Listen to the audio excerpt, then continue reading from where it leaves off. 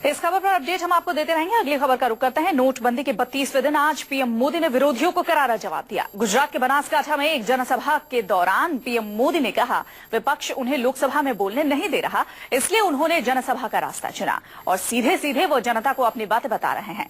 उन्होंने कहा संसद में हंगामे की वजह से राष्ट्रपति भी दुखी हैं, लेकिन विपक्ष संसद नहीं चलने दे रहा।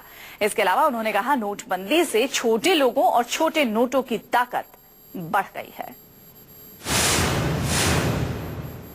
आपने देखा होगा पार्लियामेंट चल नहीं रही है, चलने दी नहीं जा रही है और मैं हैरान हूं। सरकार कहती है हम चर्चा चाहते हैं, सरकार कहती है प्रधानमंत्री बोलने के लिए तैयार है, सरकार कहती है प्रधानमंत्री आकर के कहने को तैयार है, लेकिन उनको मालूम है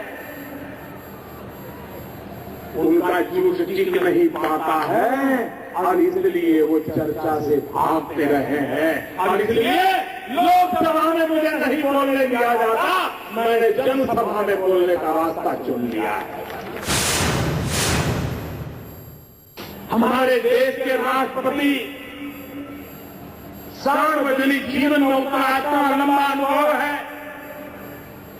शासन चलाने वाले श्रेष्ठतम लोगों में से हमारे राष्ट्रपति जी रहे हैं। वो अलग राजनीतिक विचारधारा में पले बड़े हैं, लेकिन देश की संसद में जो कुछ हो रहा था उससे इतने पीड़ित हो गए, इतने दुखी हो गए कि 2 दिन पहले उनको सांसदों को सार्वजनिक रूप से टोकना पड़ा, विरोध पक्ष को नाम देकर के टोकना पड़ा। भ्रष्टाचार, काला धन, ये भ्रष्टाचार और काले धन में पीड़ा किसको होती? किसी बेईमान को न भ्रष्टाचार से परेशानी थी, न काले धन से परेशानी थी। एक भ्रष्टाचारी को दूसरे भ्रष्टाचारी को कुछ देना भी पड़ता था तो भी देने वाला भ्रष्टाचारी दुखी नहीं था। अगर दुखी कोई था तो इस देश का ईमानदार नागरिक दुखी था। 70 साल तक इन ईमानदार लोगों को आपने लूटा, आपने परेशान किया, उसको जीना मुश्किल कर दिया। आज मैं जब ईमानदारों के साथ खड़ा हूं तो अब ईमानदारों को भड़काया जा रहा है और मुझे खुशी है मेरे ईमानदार देश के नागरिकों ने लाखों भड़काने के बावजूद भी सरकार के निर्णय का साथ दिया है। मैं 125 करोड़ देशवासियों को सख्त नमन करता हूं कि इतना बड़े काम में उन्होंने मेरी मदद की।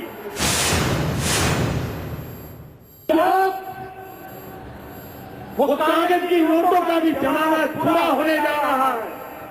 अब तो आपके मोबाइल फोन में आपकी बैंक है, एक बार बैंक में जमा हो गया, आपको बैंक में कतार में खड़े रहने की जरूरत नहीं है, आपको एटीएम के बाहर लाइन लगाने की जरूरत नहीं है, आपको टाइम बर्बाद करने की जरूरत नहीं है।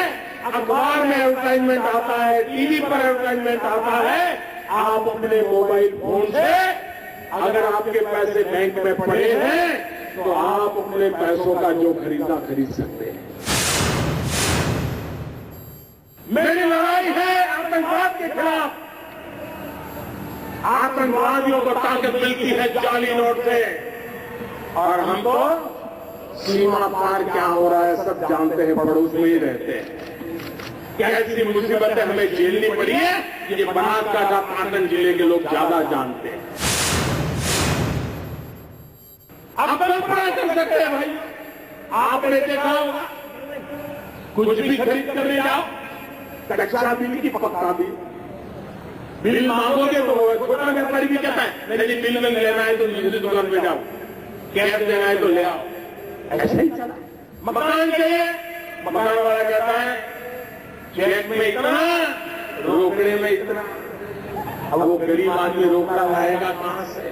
गरीब देश का सामान्य आदमी जब 100 रुपये की ताकत बढ़ गई वैसे गरीब की ताकत बढ़ाने के लिए ये मैंने काम किया।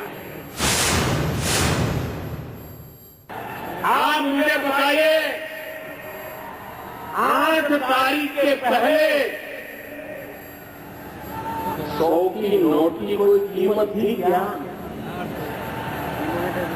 50 की नोट की कोई कीमत थी क्या? 20 की नोट की कोई कीमत थी क्या? छोटे को कोई पूछता था क्या? हर कोई बड़ों को कोई पूछता था 1500, 1500, 1500। 8 तारीख के बाद देश देखिए 100 का मूल्य कैसा बढ़ गया, किसी ताकत बढ़ गई, उसकी जान आ गई।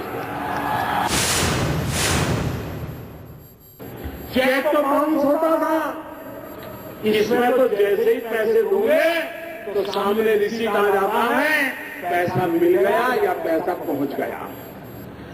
कोई बाउंस होता ही नहीं, वहीं पता चल जाता है कि रुपया गया कि नहीं गया। भाइयों बहनों, हिंदुस्तान दुनिया में तेज गति से आगे जाना चाहता है।